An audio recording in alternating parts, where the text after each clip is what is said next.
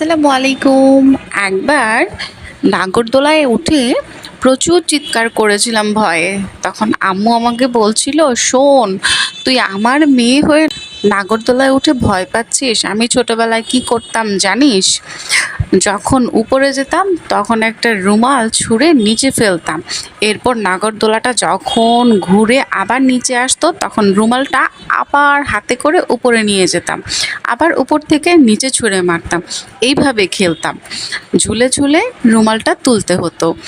অথচ নাগরদোলাটা তখন রানিংয়েই ছিল, আর তুই আমার মেয়ে হয়ে ভয় পাস? এটা কি মেনে নেওয়া যায়?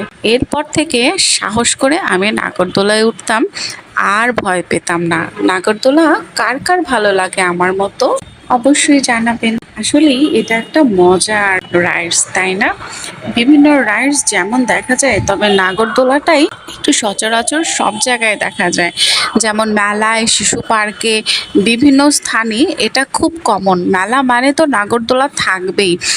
যত রাইডেই উঠেন না কেন, নাগরদোলায় না উঠলে মনে হয় যেন শিশু পার্কটা পরিপূর্ণ না। ঠিক কি না বলুন তো?